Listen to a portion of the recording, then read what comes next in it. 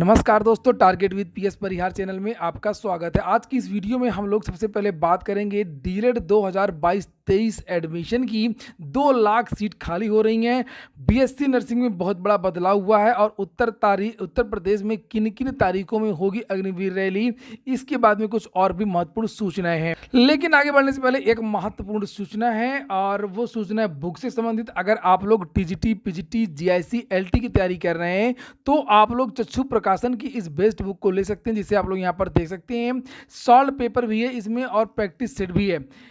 यहाँ पर ये देखिए लिखा हुआ है कि चैप्टर वाइज सॉल्व पेपर और प्रैक्टिस सेट। इस पुस्तक की कुछ खासियत है जिसके बारे में मैं आपको बता दूं कि इस पुस्तक में चैप्टर वाइज सॉल्व पेपर तो दिया ही है और साथ में जो प्रश्न है उनकी व्याख्या भी उचित तरीके से दी गई है और वही उत्तर रखे गए हैं जो चयन बोर्ड द्वारा और लोक सेवा आयोग द्वारा माने जाते हैं। सभी कापी किताबों की दुकानों में आपको चक्षु प्रकाशन की ये पुस्तकें मिल जाएंगी और अगर आप लोग ऑनलाइन मंगवाना चाहते हैं तो उसकी लिंक मैंने डिस्क्रिप्शन बॉक्स में दे दी है, वहां पर जाकर के आप लोग ऑनलाइन भी इन पुस्तकों को मंगवा सकते हैं। चलिए शुरू करते हैं अब आज की सूचनाओं को। सबसे पहले बात कर लेते हैं डीएलएड 2022-23। आज के समाचार पत्र में सूचना दी गई है कि केवल 5 दिन शेष हैं डीएलएड में प्रवेश को 47,000 आवेदन।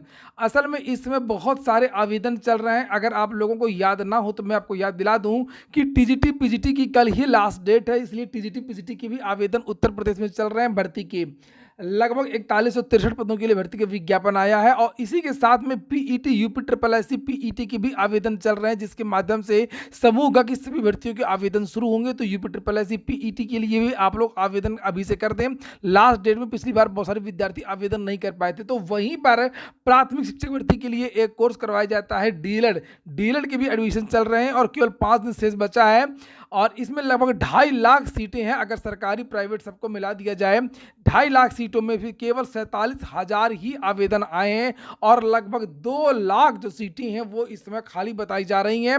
हो सकता है कि आने वाले 5 या 6 दिनों में 40-50 हज़ार अगर और भी आ भी जाते हैं तब भी लगभग 1.25 लाख 1.5 लाख जो पद हैं वो रिक्त ही हो जाएंगे।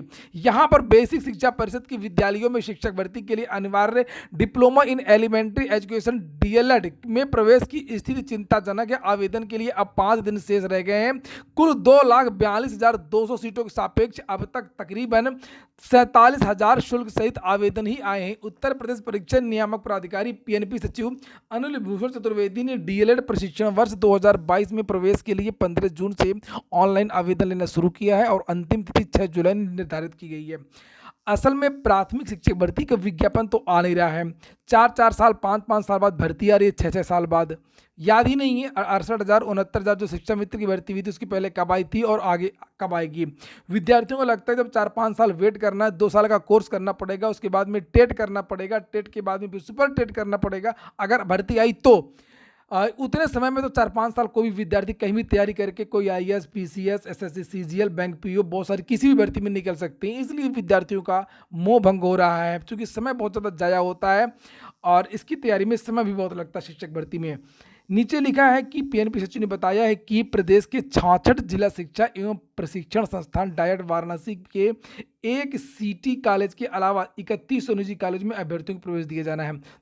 इसलिए ये मांग भी कई बार की गई थी कि जो प्राथमिक शिक्षक भर्ती है भले ही 10,000 20,000 पदों का विज्ञापन आए लेकिन हर साल विज्ञापन आए ताकि जो काबिल विद्यार्थी हैं, जो योग्य छात्र हैं, उनका समय जाया ना हो। हर साल वो भर्तियों में भाग लें और अगर उनके अंदर टैलेंट है, योग्यता है तो हर साल जो है वो विद्यार्थी चयनित होते रहे, भीड़ भी इकट्ठा ना हो।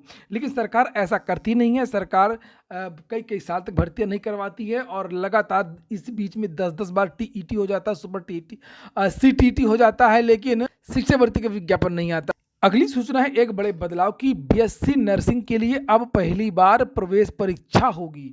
8,000 सीटों पर दिया जाएगा दाखिला। 1,900 सीटें सरकारी मेडिकल कॉलेजों में बीएससी नर्सिंग की हैं, 7,800 सीटें निजी बीएससी नर्सिंग कॉलेज की हैं।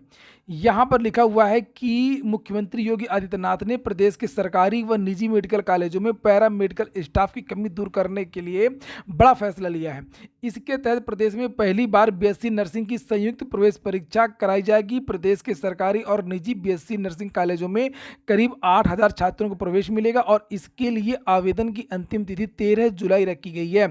छात्रों को केजीएमयू की वेबसाइट www.kgmu.org और अटल बिहारी वाजपेयी मेडिकल विश्वविद्यालय की वेबसाइट पर मिलने वाले लिंक पर आवेदन करना होगा। कोविड जब से आया है तब से सभी सरकारें सजग हो गई हैं और चिकित्सा स्वास्थ्य विभाग की पोल खुल गई थी, जब ना ऑक्सीजन मिल रहे थे, ना वार्ड बॉय और ना डॉक्टर।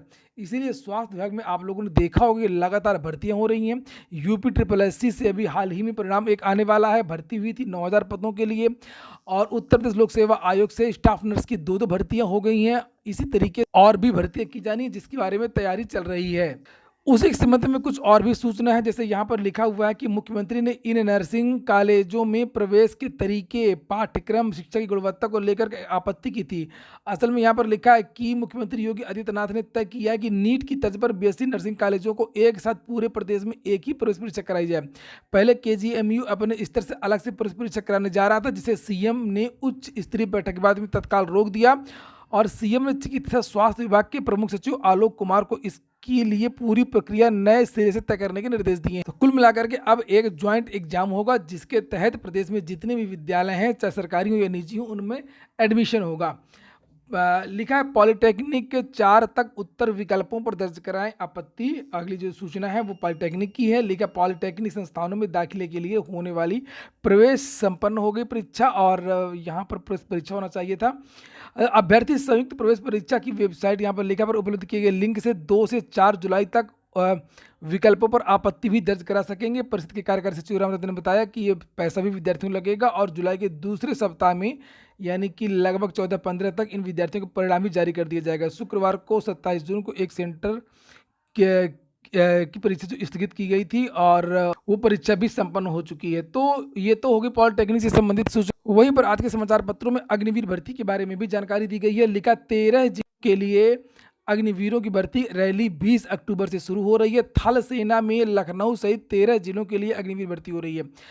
लिखा है कि कानपुर में 20 अक्टूबर से रैली होगी, जबकि उत्तर प्रदेश व उत्तराखंड की महिला मिलिट्री पुलिस में अग्निपथ योजना के तहत जनरल ड्यूटी के पदों की भर्ती भी लखनऊ में 30 नवंबर से 10 दिसंबर तक होगी। सभी विद्यार्थियों को रजिस्ट्रेशन कराना होगा, डायरेक्ट रैली में नहीं जाना है। रजिस्ट्रेशन करवा करके एडमिट कार्ड विद्यार्थियों को मिल जाएंगे, एडमिट कार्ड निकलवा लें। उसके बाद में सभी हाई स्कूल, इंटरमीडिएट जो भी उनकी योग्यता है वो सब कुछ लेकर के विद्यार्थी जो अपना पास जहां पर जाना हो एडमिट कार्ड वहां पर अपनी तारीखें देख लें और उस रैली में भाग ले सकते हैं। एसएससी स्किल टेस्ट में केवल 70.54% अभ्यर्थी ही पहुंचे हैं तीसरे चरण में। वहीं पर सीबीएसई परिणाम के बारे में भी जानकारी दी गई है कि सीबीएसई परीक्षा नियंत्रक संयम भारद्वाज ने कहा, दैनिक जागरण को बताया है कि 12वीं का परिणाम जुलाई के अंत तक जारी हो जाएगा। तो वहीं पर 10वीं के बारे में जानकारी दी गई है कि 10वीं के छात्रों के सभी विषयों की कॉपियों की चेकिंग पूरी हो गई है। ऐसे में उसका परिणाम 15 जुलाई के आसपास जारी होने की उम्मीद है। तो ये हो गया आज का वीडियो। अगर आपको अच्छा लगा, आपके काम को तो लाइक अवश्य कर दें। पूरा वीडियो सुनने के लिए बहुत बहुत धन्यवाद।